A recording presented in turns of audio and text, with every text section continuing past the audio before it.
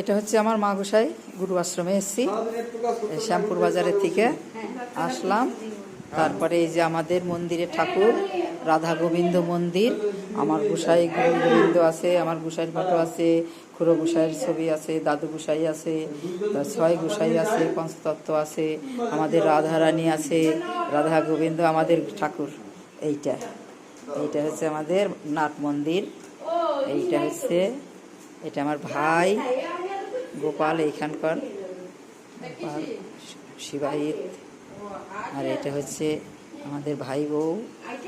আর হচ্ছে গিয়ে এইটা আমাদের আশ্রম। আর হচ্ছে এটা হচ্ছে গুরু বোন এসছে।